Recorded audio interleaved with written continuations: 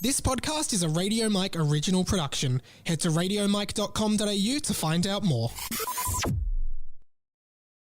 Hello everyone, Mike here. Welcome to another edition of Mike Talks. I'm so excited about this episode. It is with Cameron James and ALEXEI Toliopoulos, creators of the brand new web series Finding Yeezus. I watched this web series actually about a month ago now, and I just was completely hooked on it. You have to go watch it.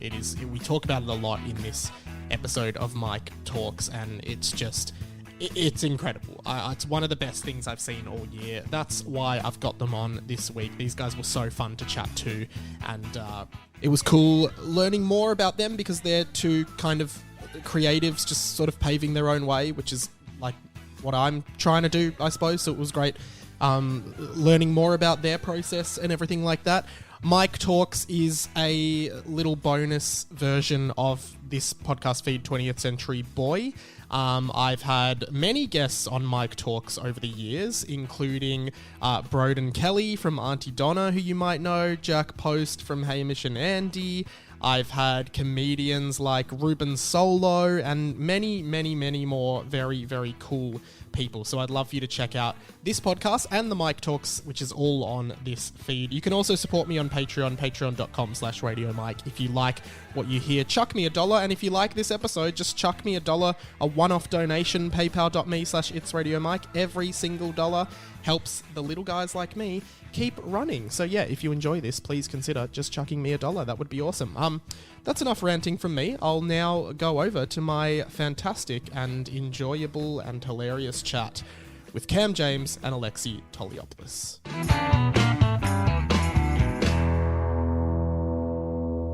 All right, welcome to Mike Talks, the sometimes bonus edition of my podcast that I sometimes do when I sometimes have time.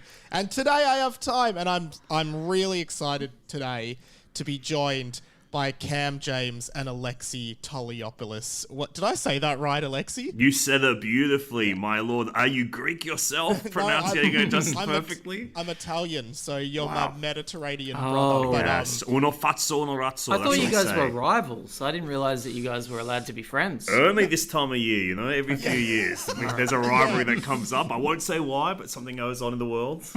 Yeah, Christmas time, the Greeks and the Italians just get together with a shared love of food. It's a bit like that, I feel. Yeah. Well, it's awesome to have you guys and chat to you. I've been wanting to chat to you for a while because a few months ago, like very recently, you put out your brand new YouTube series, Finding Yeezus. And I guess actually, let's go to the start. Do you just want to introduce to the listeners who might not know who you are and what you guys do? Well, we already know that ALEXEI is Greek. I'll introduce myself. What's your heritage, Cam? What's your heritage? 100% Caucasian. Wow. 100%. We got to skip amongst us, good lord.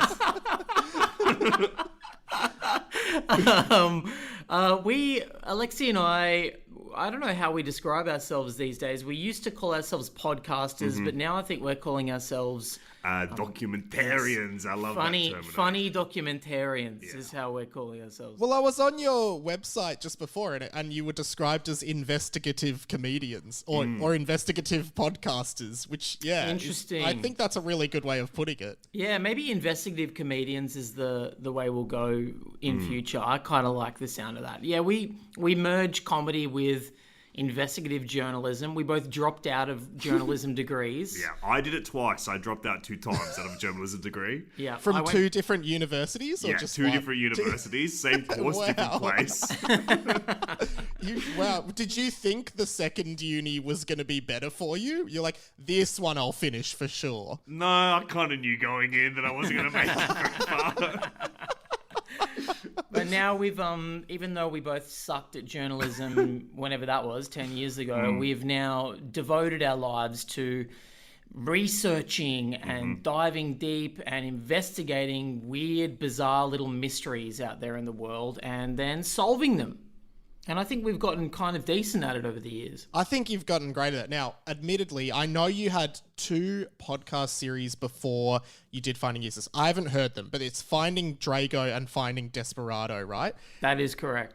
And I was actually with a friend last night who loves all your stuff, and he was trying to explain the premise of both of those podcasts to me. And I got to say, the one that I'm really keen to listen to now is Desperado, because is that the one about the 6-year-old filmmaker from South America or something? Yes. Yes. He has a Guinness World Record for the world's youngest filmmaker. His name is Lord Sidney Ling.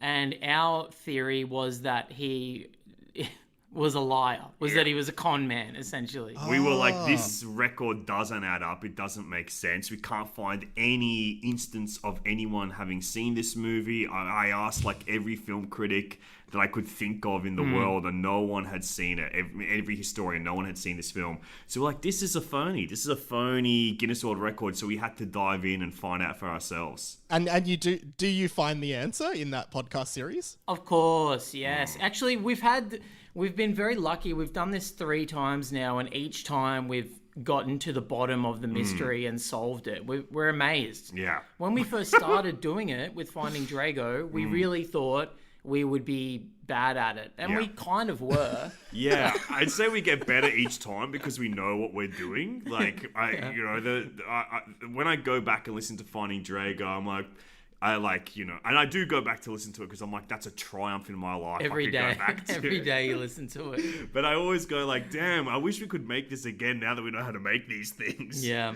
Probably cut out 10 minutes or so of that thing. Probably.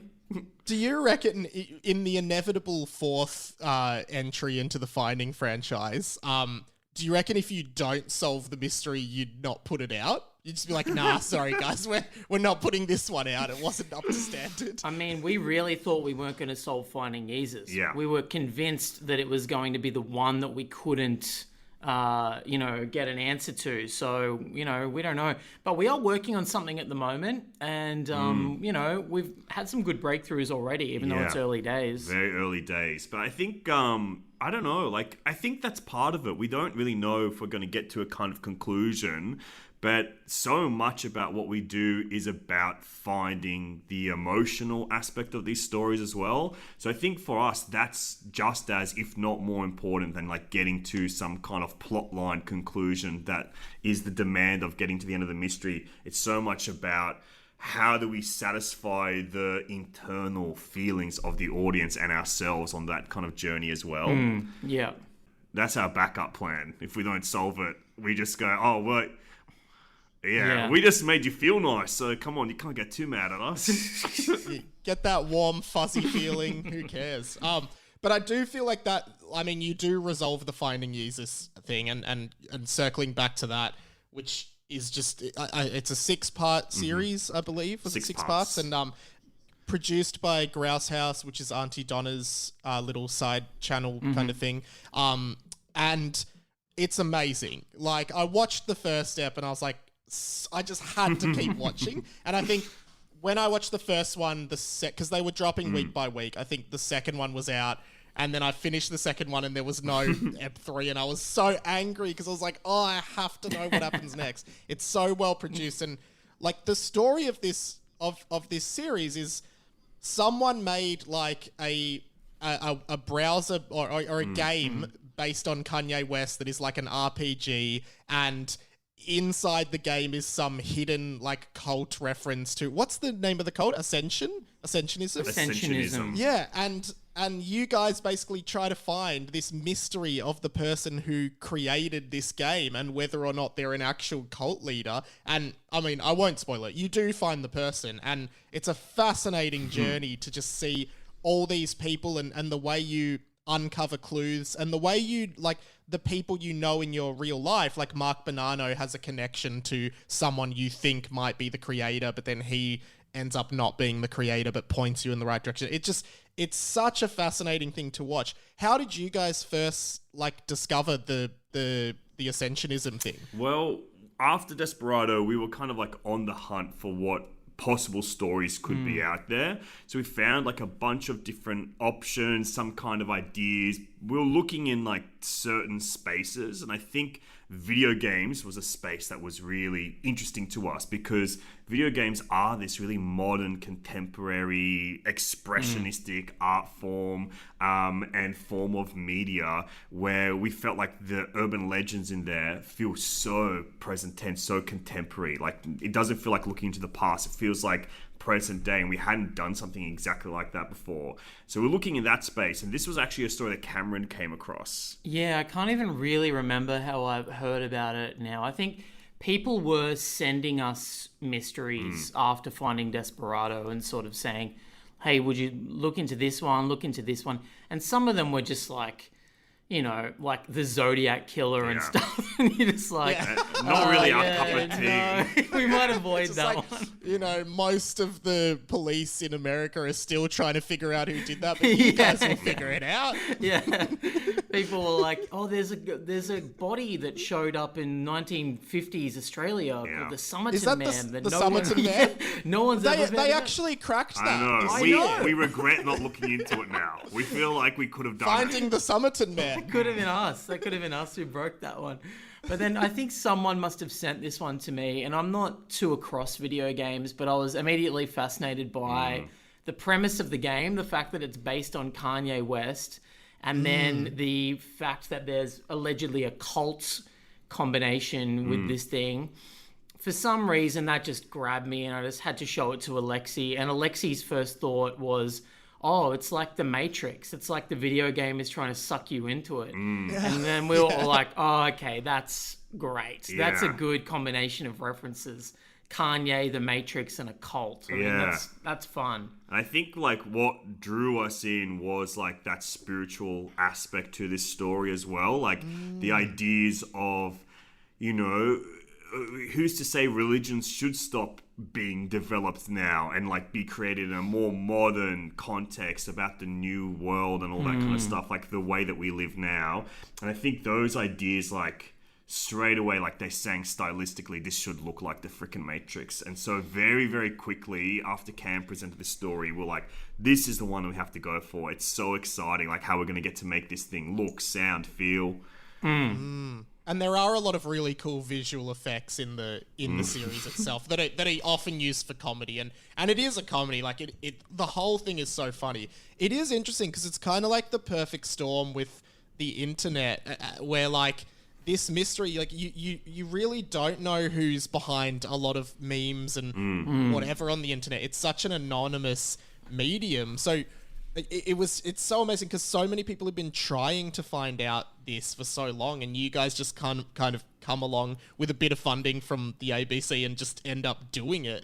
How did you feel when you actually got to the bottom of it? Because it's it's a really beautiful moment in the show when you find this person and they're a musician actually, and like that. I remember that scene being quite profound at the end with all the words that were being said and stuff. How did you guys feel on a personal level when you achieved that?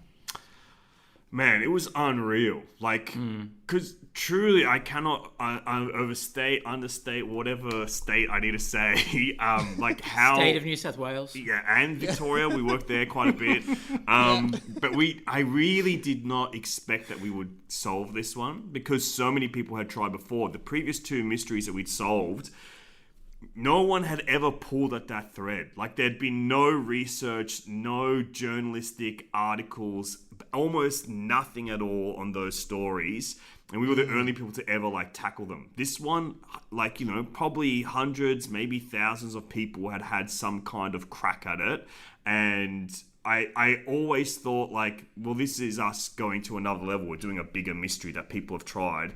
But I never thought we'd get to the end. No. But it turns out that really all you need to do is just work. like, I mean, it's crazy because we are comedians first and foremost, and we clearly are drawn to comedy because it's not traditional work. It's like a bit of a lazier art form in many ways. But, Yeah, you just think of something funny and you do it. That's Yeah. what I think comedy is. But what we've found is if you actually work Yeah. and you actually ask a lot of questions, send a lot of emails, do research, you can achieve some pretty great stuff. It's been an eye-opening moment for my work ethic, I Yeah. reckon, this series. I would also right. say the two big moments for me that explained that, and it was kind of doing this visually for the first time. It was the first time we could really show the work in a kind of way where we were working this story for almost a year, like building up to it, like on and off, basically a year from finding the idea, trying to get it made, getting funding, collaborating with Auntie Donna, getting into production, like all that. It's about a year's time. And then all of that work goes in, and that's going down the path, so many different paths, so many different red herrings, so many things that don't even make the filming of the documentary, like all these different things of research. But it was the first time we got to show like the 7 clicks that it takes to get to the end of a mystery, which is we had to put a year's work in for Cameron to figure out those last like 5 clicks that he had to do to get towards the answer. Yeah, right. I guess to answer your original question, how did I feel about it? I was like really overwhelmed at how open Phoenix was and was happy to talk to about. Phoenix, for everyone listening, is the name of the anonymous person that we were trying to track down.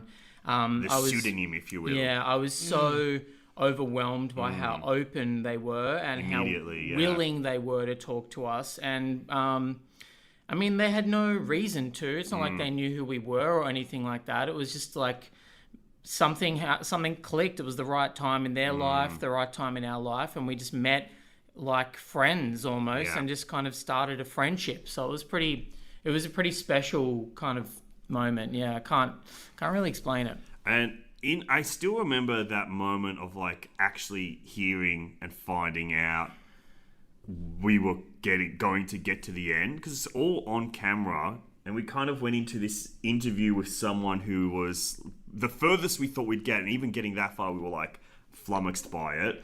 And I still remember like we're like, okay, let's get this interview. We were just kind of like, we'll film it, but hopefully we get to go and meet this person, but maybe we'll treat this as a pre-interview kind of thing, but we'll still film it as if it's all the legit thing.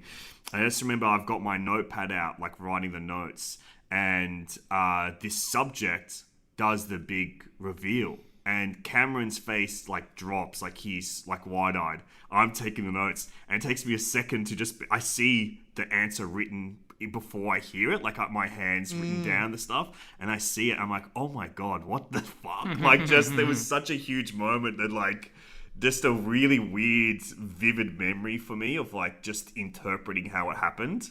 Yeah, and it's interesting as well to think about from Phoenix's perspective, like, because it was a university assignment, wasn't it? It was some high school. It was a high school assignment. And they just made it, thought it was funny, and then it just got out of hand on the internet. And then, I don't know how long ago it was, but say like 10 years later, these 2 comedians from Melbourne are doing a documentary comedy series trying to track you down and see if there's something deeper to it. And ironically, there was nothing really that deep about it. Like, there wasn't a cult. There wasn't a real cult, really. But, I don't know, it's interesting to imagine their perspective in the whole thing. Alexei, you mentioned that urban legends in gaming are interesting to you. Are there any, just quickly off topic, that spring to mind? Are there any that you have found interesting in your life? Yeah, there was one that we were looking at during this as well, which is this Lavender Town syndrome, which is this Pokemon mythology that in the video game, there's this place, Lavender Town, which is like where all the ghosty Pokemon are. And the music is so It's where the creepy. Pokemon graveyard is. Exactly. Yeah. And I remember as a kid, like being like 7 years old, and I was obsessed with that music because I was like, this is so whack and it feels so different to everywhere else.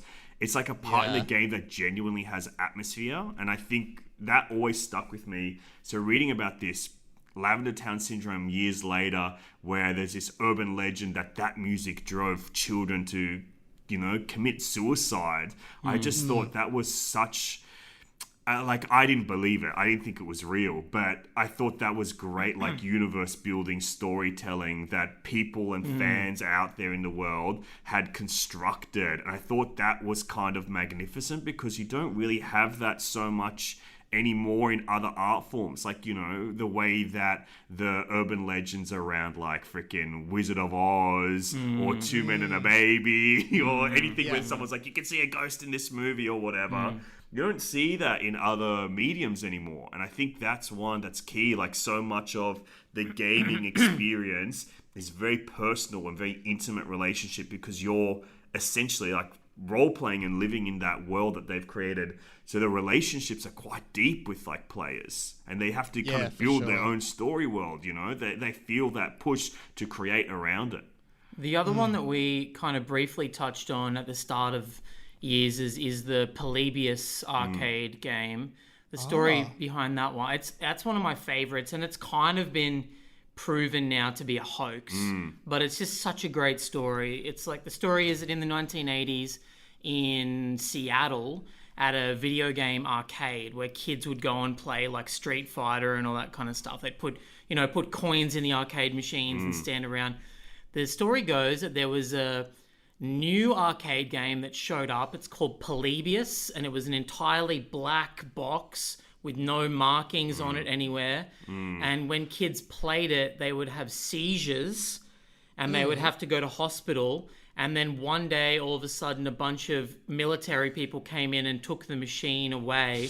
And the urban legend was that it was a machine designed by the military to kind of like figure out which kids would be good at flying planes and shit like that, like joining the Air Force or like, That's like drones. Have you read that book Ender's Game? Have you ever read Ender's Game? No, but I feel like that's where this story came from. And also, that's kind of what that book is about in a way. And the movie, the 80s like sci-fi children's adventure movie, The Last Starfighter, is also based on that urban legend where it's like, it's actually a tool. An arcade game is a tool to find who the best galactic starfighter could be to fight the war across the galaxy. It's very fun. Great movie. Yeah, because in Ender's Game, they take kids from Earth and take them onto this spaceship and teach them to play essentially like this sport, like this ball game, but it turns out they're training the kids to fight in an intergalactic war.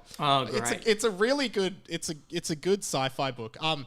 Can I just add one in from the Lavender Town thing? Please. Have you heard this is just me going into my deep nerd pop culture fan. We love it. Have you heard that fan theory that in those original Pokemon games, you actually kill your rival's Raticate? Have you heard that theory? Oh my gosh, yes. I haven't thought about this in a long time. And then it's like about him, the rest of the game is like not just a rivalry, it's like vengeance story.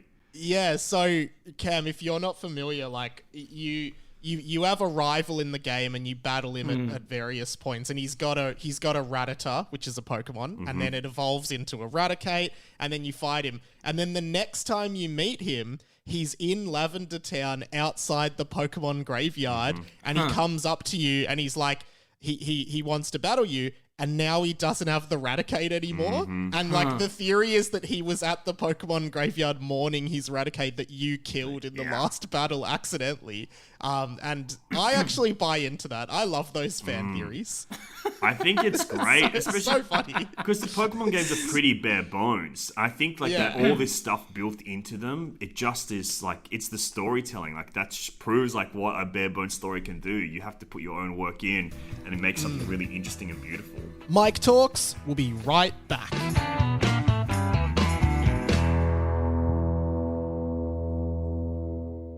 Excuse this interruption, everybody. Just wanted to remind you that Mike Talks is a bonus version of this podcast, 20th Century Boy. 20th Century Boy is the conversations you wish you were having about the stuff that no one else cares about. Plus, you can also check out my other podcast, Harry Potter and the Boys. It's a Harry Potter fan fiction that I wrote when I was 13 years old, and each week I get a special guest on to read a chapter with me. I've had comedians like Tim McDonald from The Cheap Seats, stand-up superstar Dilruk Jaya Sinha, TikTok legend Luke Kidgel, and many many more. If you want to have a laugh at the most absurdly written, fourth wall breaking Harry Potter fan fiction of all time, and Australia's only, and therefore best, Harry Potter fan fiction podcast, then check out Harry Potter and the Boys. Alright, let's get back to Mike Talks with Cam James and ALEXEI TOLIOPOULOS. Can I ask you guys now, like, moving on to a more, like, maybe philosophical standpoint on creativity and comedy, like, what do you guys think about, I don't know, the changing media landscape in terms of, you guys clearly, like, I really love speaking to people like you because you've clearly just kind of gone out by yourself to do all of the cool stuff you do, and you were it doesn't feel like you've been waiting for some big company or big TV channel or whatever to be like, hey, you guys should do this and we'll pay for it. It just feels like your modus operandi was just like, we're gonna do it and then see what comes from it. Can you speak to that at all? Sure. Yeah. I mean, we're also not special. Like, we have also pitched to big networks in the past and been rejected. So we're not entirely punk rock. Yeah. But Yeah.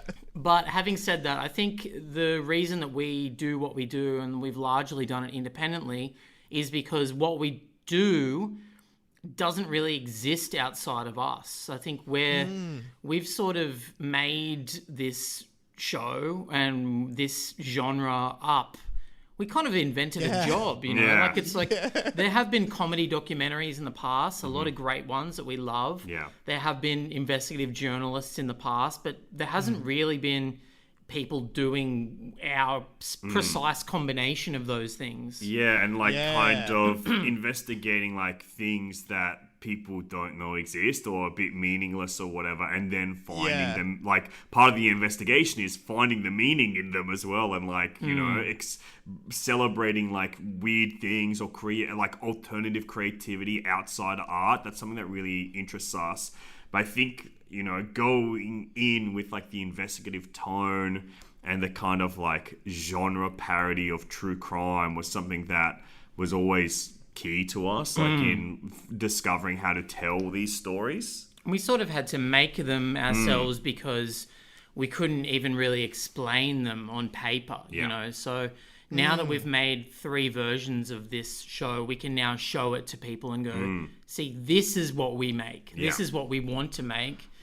Can we get some money, please? Can we make one more of these things, please? I really like the way you put that as well, because, you know, in the Australian podcast landscape, you've got stuff like The Teacher's Pet, which is like a professional journalist who ends up getting a guy convicted for murdering his wife like 40 years ago. So and then great. You've got your guys' podcast, which is like, there's this game online and we're going to figure out who made it. And you're right, like, it is so trivial in comparison, but the meaning that emerges from that is such great storytelling, I suppose. It's I'm so glad you brought up Teacher's Pet, because there was, in the early days, maybe not so much anymore, but I was fully obsessed with true crime podcasts, and Teacher's Pet, Who the Hell is Hamish, and the first season of Serial were and like then Unravel and Unravel podcasts, were huge for me.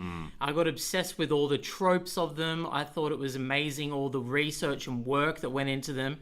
And we kind of took that exact blueprint, but laid it onto something stupid. But unfortunately, like, we thought, oh, this will just be funny. We're making a parody of these types of shows. But when you are putting that much effort into it, you can't help but also try to embed it with some deep emotion, because you're spending fucking 23 hours a day on it, and you have to, your whole life becomes this thing. And it's so much for me about like documentary, and like, you know, from the outside, like, these can look like frivolous stories or frivolous subject matter, but we care about them, and a lot of about like what it is like translating and like doing that inner thought about like why we care about them, and then translating that to it. And I think that's like so important. It's something that gets so overlooked even in like the true crime genre of like, why do we care about this thing? Like, what is it, the unique thing that has meaning to you that you can translate to your audience so they give a fuck about it as well? Sorry if I'm not allowed to swear. I just You're have to definitely be allowed passionate. to swear. Okay, kiss, ass, titties. Bumhole. Yeah, and I think the other thing with that is like making the audience care. Like I said, like I watched episode 2 and I was so annoyed that I had to wait another like week for the next episode to come out. Out of interest, do you have any favorite documentaries that kind of spring to mind that maybe inspired you at all? Yeah. Or not even inspired, but just documentaries you watched and enjoyed? We have so many. So many. I love this. The key one for me that like kind of kicked off this thing in my life was like 10 years ago, the documentary Catfish came out. And that was humongous for me. Like it really, like I always loved documentaries. I was going to film school, but it shifted me to wanting to make documentaries as well, because it was like an investigative documentary about like the modern relationships you form over the internet. I hadn't seen anything like that. It felt so fresh, and it had like so much like mixed media, different cameras that had this pick up and go feel, and I felt like that propulsive energy from it so strongly, and just stayed with me. It's like one of my favorite movies, but it was the movie that really made me want to make documentaries and find stories that are non-traditional or even like subculture documentaries, like something so fresh. And I always thought, like, if I ever find a story like that, I'm gonna make one. And then like I found the Finding Drago story, and I was like, fuck, that's the one. That's how I can make something like this. I'm a big about fan. you, Kat? And Alexei and I talk about documentary all the time. So there's so many that we could talk about, but I'll just mention one that we've talked about a million times.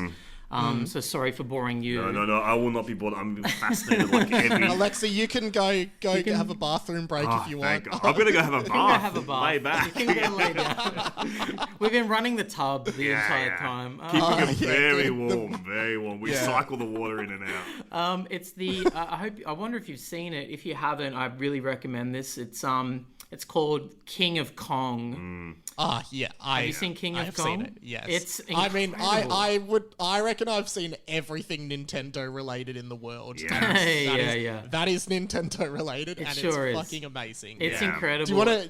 And again, it's explain it to the listeners. Okay, absolutely. So King of Kong is a documentary about the Donkey Kong World Championships. Donkey Kong is a video game. It's an arcade game made by Nintendo. You play as a Mario brother fighting the world's coolest gorilla. And Mario's first ever appearance, actually. He was known as Jumpman at the time. Beautiful. For all That's our Nintendo Mario's fans out middle name. It's very exciting. Mario, Jumpman Mario. Yeah. And I pronounce that Mario because I'm from the UK. Because you're American. Yeah. Mario. You play Mario Brothers. Okay, interesting. So in the show, the documentary is so great because it's about the world championship of this arcade game. Competitive video game sports. And it's treated like it's a sports drama. Like it's treated and shot, and the music is as if you're watching like American football or Rocky or something like that. This is like an underdog story. Totally. You know? And it's got great characters in it. There's kind of like you were saying about Pokemon, there's rivals. The whole show, the whole film revolves around two rivals. One of them is an underdog who's a suburban family man. He's got kids. He is a teacher. And then the other one is the current world champion, the reigning world champion. His name is Billy Mitchell, and he is a fucking villain. The best villain that you've ever seen in a movie. He's real. He's a real guy, and he's one of my favorite characters in any movie. Yeah. I just love that character. He's so great. And they actually send it up a bit in that movie Pixels. I know, they send him up a fair bit, And Peter Dinklage, I think, fantastic as the Billy Mitchell character. I think I wish they made. There was a long time where that director Seth Gordon was going to make a live action comedy sequel or follow up to The King of Kong. I'd fan casted it. I wanted Martin Starr from Freaks and Geeks as Billy Mitchell. I love that. Because he looks kind of like him. And I put Robert De Niro as Steve Weeby because I was like, we got to get a big method guy in there.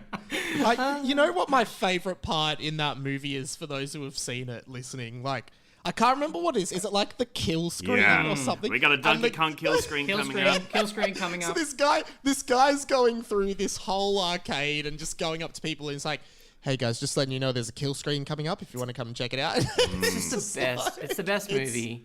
Yeah. I've watched incredible. it so many times. I constantly come back to it. It's kind of hard to find at the moment. It is. It's one of those ones that every now and then it pops up on a streamer or disappears. So I was like, I got to have the DVD because it's one of those ones I watch all the time. It's so low budget as well. Like it's fantastic.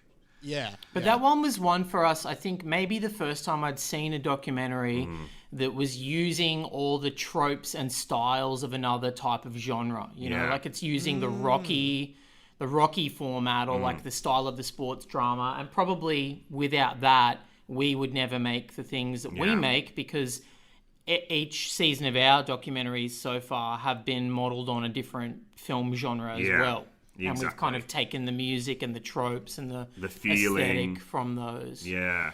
And it's that's like such a big part. Because I went to film school and like documentary was my major. And What did you minor in? My minor was honestly my minor was directing, so yeah, I can do narrative stuff as well, gang, if you want to hire me for something. And then also my second minor was film history, and I'm really smart at that kind of stuff. So yeah, I'm a one-stop shop for a guy that cannot be a one-man crew. This guy has no other skills. That's it. I only know that stuff. I follow you on Letterboxd, Alexei, and I love your reviews. So definitely vouch for your film criticism prowess. I'm actually quite knowledgeable, but in one of the smallest, least in-demand fields in the world.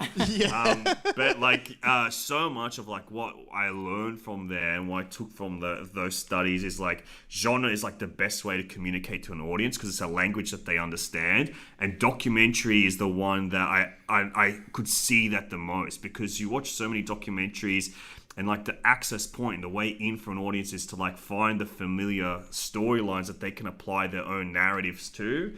And I find that aspect so fascinating and so creatively satisfying to like break a story that way and to communicate a story that way.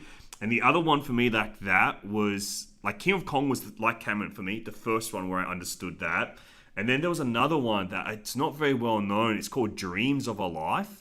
And it's about this like not even urban legend. It's a real story in England about this woman who had died in her flat, and people didn't discover her body for like 4 years or something. And they were like, it's a kind of investigation into who this person was. And they tell the story like a magic realism ghost story. And that was like the other time I thought like, oh, how would you even think to tell a story that way? Because King of Kong is kind of clear, but this was like to find the beauty in someone's life. Like, let's bring a little bit of like the style of magical realism, the style of like a sad romantic ghost story to something that like, it reads like a newspaper headline or a curious article rather than anything else. And that's a movie people don't really know very much. Dreams of a Life. I don't know that one. It's a good, really nice movie. Very good. You just reminded me of Cropsey as well. Oh yeah, Cropsey's hectic. Cropsey is another. Cropsey? It's another documentary, an American doco from maybe 10 years ago. These two journalists are investigating an urban legend from their hometown of Staten Island. And it's like you know how every town around the world has its own urban legend about like a local weirdo or a local homeless person, a local monster, They're local kind of eccentric. like boogeyman thing. The Staten Island one is a guy called Cropsey who apparently was an escaped patient from an asylum who killed people. And they just spend the entire documentary tracking down the origins of that urban legend of where it started. And they track it back down to a real case, essentially, of one time where that actually did happen in the 60s. And then that one time expanded into essentially a Candyman or a boogeyman type mythology. Yeah, Freddy. It's really good. They shoot it like it's the movie Seven. Like it looks like a full-on horror movie. My one problem with it is that the two leads of it are the least humorous human beings on the fucking planet. They're like, Get us in there. they're so serious. The whole time I'm watching, I'm like, we could do this, but we'd be cracking jokes and we'd be making fun of the name Cropsy. Cropsy, it sounds so silly. Like, who calls their kid Cropsy? You know, that's an example of something that we could do on it. This has been really cool. Now I'm going to go on to the last question. Ironically, the last question is actually 4 questions, and it takes another 10 minutes. So Great. that's why I always have to disclaim, like, we're not finished quite yet. Yeah. But, I'm start walking. I'm already standing up. for You're this in the question. bath. Yeah. Don't drop the computer, Cameron. Don't. No, I always just love to ask people, just mainly because I'm interested, what would you say is one book, movie, album, and or video game, if you like them, that you think everybody should experience in their lifetime? So it doesn't have to be your favorite of all time, just something that you think everyone should see that or hear that or play that. Wow. I probably should have told you in advance so you could think about it. God, thank God I'm in my sitting position in the bathtub where all my thoughts come immediately to me. If I can, before I answer the media, if I could say one thing that everyone should experience is sharing a bath with Alexei Toliopoulos. It's a visceral experience. I'm very Even gentle. just seeing it on Zoom is like, you want to be there. Absolutely. Yeah. I have a certain pheromone that leaks through my skin the moment soap touches it that just sets everyone at complete ease. Yeah. I'm feeling it. Maybe we should start with a book. Yeah, okay. Let's do book. Because it could be the hardest one to do. Oh my gosh. Well, I love Kitchen Confidential by Anthony Bourdain. That's one of my favorite books. I reread it like last year. I just really, really love that book. I love his prose. I love his mind. I love the way that he speaks and thinks. And it's just such a... that's something that I really find interesting is like subculture stories. And I think it's like such an interesting insight when you get into the point of view and perspective of a different lifestyle or like a different profession or something. And like about like the hospitality kitchen profession, I think it's like such a good, it's so good. It's such a freaking great book. Do you know I've still never read Kitchen Confidential? Wow. So maybe that's next thing Great I'll buy. book. I will lend you my copy. I'll buy it on my Kindle. Oh, you're a Kindle boy. That's I'm a right. Kindle guy now. I'm also a Kindle boy. Wow. Way better than real books. No, I real love books. the tactile. I can read in the bath without worry I'm going to fry myself to death. Alexei's often in the bath. Yeah. Seeing as we're kind of staying in the world of factual, I'll follow Alexei's lead there. I just read... God, what's it called? The Tommy Wiseau, Greg Sestero. Oh, yeah. The The Room? Disaster Artist. The Disaster yeah. Artist, Yeah. which is The making book is so good. the making of The Room. Written by Greg Sestero, who's one of the actors in the terrible film The Room. It was a fantastic It's a great movie, read. by the way, The Room. I think The Room is a masterpiece. The Room is really good. I love it. I think it is fantastic art. Outside of art, love it. I agree. I love it. And I think the book, The Disaster Artist, is one of the most beautiful and haunting true stories I've ever read in my life. It's so good. It's unbelievable. The relationship between these two men who sort of hate each other, but they're drawn to each other, and they kind of have this uneasy love story. I just thought it was so funny and so intense. I've been raving about it to everybody. The so that's my book book is pick. like Sunset Boulevard. Yeah. Like, it is so good. The book is so much better than the film adaptation that Franco did. And that's okay. But And I it's was okay. excited for that because the book is so good. Because it's just like, oh man, you could just make modern Sunset Boulevard. It's like, not quite. But it's so good. Yeah. Let's do album. Okay. Wow, Cameron, you have to go first this time. Your music. Let me have a look through my Spotify current... I just did my Spotify Wrapped. Oh, yeah, me too. Oh, we love a Spotify rap. Yeah. The Spotify Wrapped.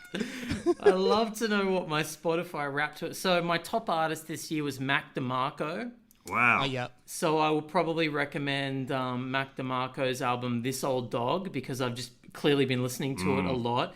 But my other top artists included Kanye West. I wonder why. Makes sense. Waylon Jennings, the country music singer. Yeah. Steely Dan. And Johnny Cash. So if I had to pick one album from any of those guys, you know what? I'm going to go with everyone should listen to. I'm going to go Steely Dan. Wow. I'm going to go the album Asia by Steely Dan. If you love some soulful white fellas playing some funky, groovy yacht rock, soft rock music, Steely Dan That's is the good one shit. for you. Nice. Wow. An album that I've gotten back into recently is a mixtape called The Abstract Best of Q-Tip by this producer, J Period. And it's basically like, it's Q-Tip, Tribe Called Quest Best Of, but kind of in this factual documentary mode where it's kind of also revealing the history through some interviews throughout as well, like a mixtape, like produced thing. I just love it. I hadn't probably listened to it in like 10 years, and I started listening to it again recently. I've never even heard of it. That's crazy. It's real good. I started listening to it again because I like Tribe Called Quest a lot. the song Gangsta Bitch by Apache was my number one song, and I was like, oh man, I love that song. And I remember that's how I found it was in that mixtape.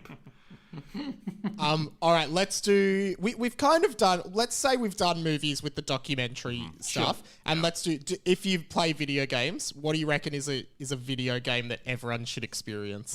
Cameron that hasn't played any video games for like probably 15 years. The last video game that I played was the Rocky Xbox game. That exists? Yeah.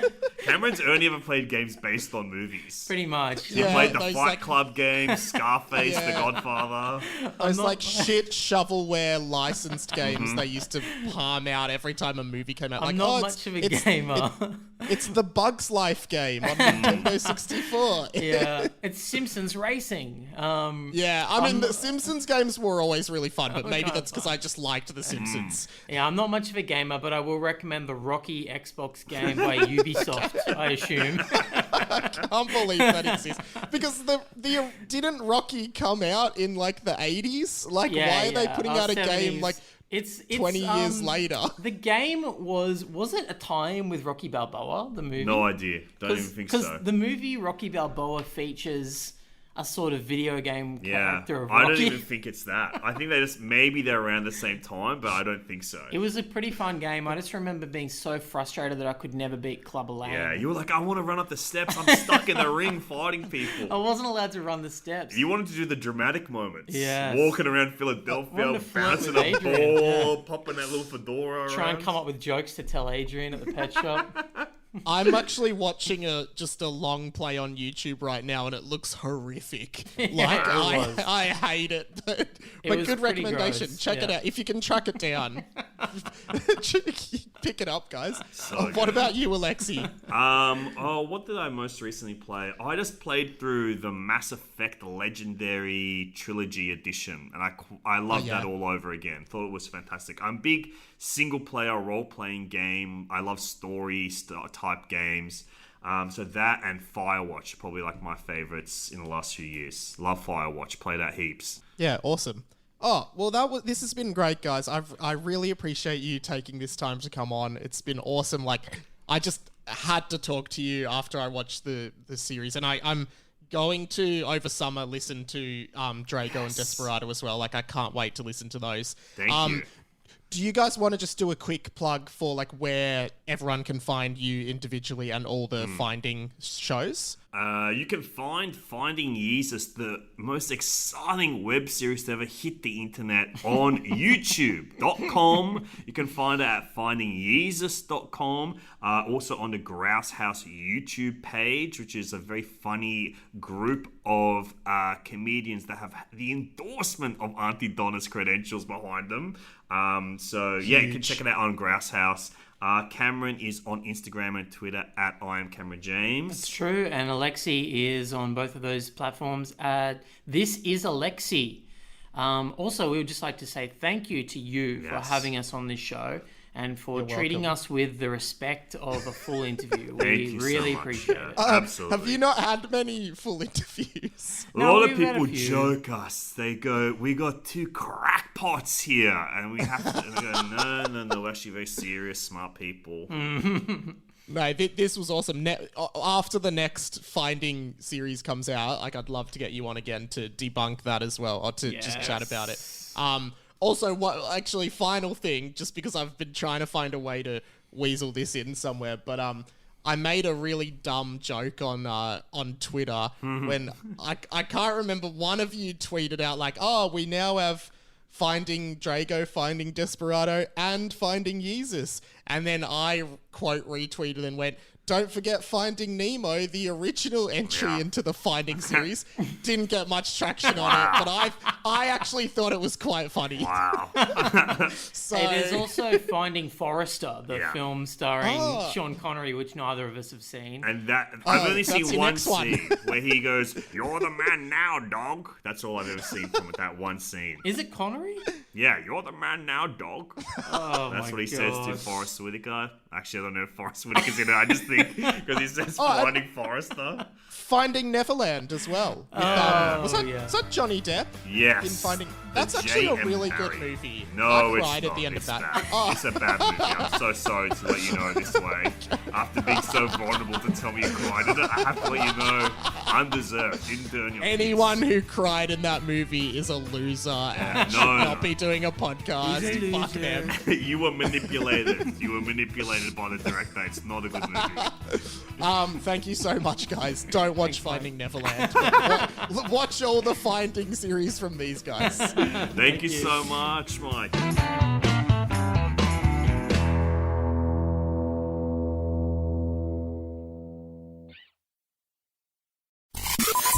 This podcast was a Radio Mike original production. Head to radiomike.com.au to check out all our other content, stay up to date at radio.mike on Instagram, and get in touch, radiomikepod@gmail.com.